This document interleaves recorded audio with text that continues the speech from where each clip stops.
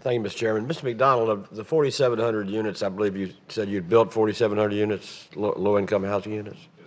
How many of those do you own now as a owner with tenants? 4,700. All 4,700? Yes, sir. Were the tax credit program not available, would you have had that big an investment? No, sir. Not. We would have never had the ability to have been able to raise capital and offer a portfolio with affordable rents.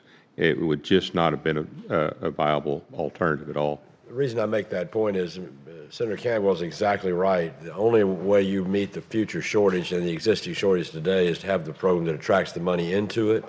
If you don't do what you need to do, the money will go somewhere else, and then you'll have a bigger problem than you had before. And I think that program was great. So all 4,700 were rental units in multifamily buildings? Some are multifamily buildings. We also have some single family. We did a neighborhood revitalization program in San Angelo, Texas, where the city gave us the lots for $1,000. And we built 36 scattered single-family homes there, for example. And it jump-started a community revitalization in the whole area. People started fixing up the entire area because of it. And we do both multifamily and single-family. Well, Mr. Chairman, one point I wanted to make. There are two tax credit programs created by Congress.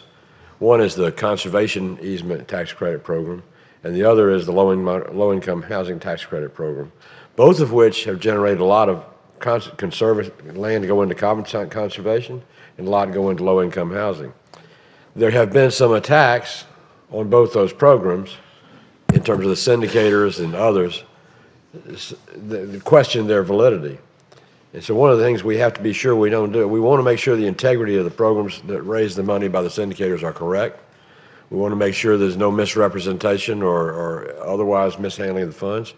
But we have to realize that is such an attractive program. It's the only way we're going to have money flowing into two things that meet the test of what we want to give a tax credit for.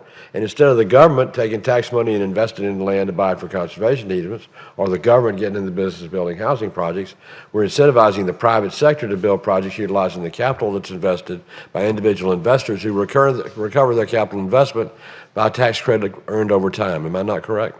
Absolutely.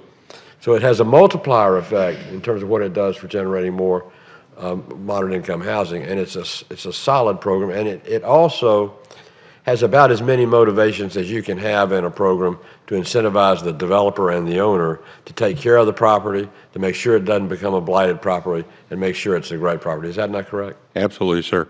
We have what seems to be a continual audit. We're being examined by our lenders, by our syndicators. If we have Section 8 vouchers, we're being reviewed on those. And then, of course, our state agency is out every year, goes through our books and records, notices what we're doing with our rents, makes sure it does a property evaluation, does a complete needs assessment for our property, gives us 90 days to fix it. If it doesn't get fixed, they issue an 8609 and we lose our tax credits. And we take it very, very seriously. I realize that's hard to track from a GAO standpoint, but on a local basis, there is a lot of oversight and to make sure that the compliance of this program is being carefully monitored.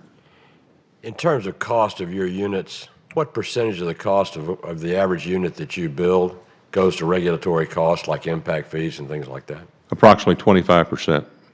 Senator Wyden asked the question a little bit ago. He's gone now. I'll try to remember to tell him this, but when we talk about what local governments can do to help make it easier to bring the projects to fruition and bring housing programs in, is look at your regulatory burden of cost on the developer to build a project in and of itself. Mr. Whitaker, I think, was talking about the homeless veterans program. We had I chair the Veterans Affairs Committee. We had a family, a veteran, in 1906 to give 300 acres in West Los Angeles to the VA. That zip code is now 90210, so it's a pretty good location if you know what that means, Beverly Hills. And they are going to use a lot of that land to build housing for veterans who have been homeless. And it's going to be because the local government's going to exercise some authority it has in zoning and land use and restrictions to motivate and incentivize the private sector to build the housing so the veterans will have the housing on that project. So it's a great way to provide housing. I'm a big supporter of Ms. Cantwell's program. It's a good program. It's passed the test of time. And if we don't do it, I can't think of any other way to get capital flowing, private capital flowing, to generate the housing necessary to house the American people. Thank you, Mr. Chairman.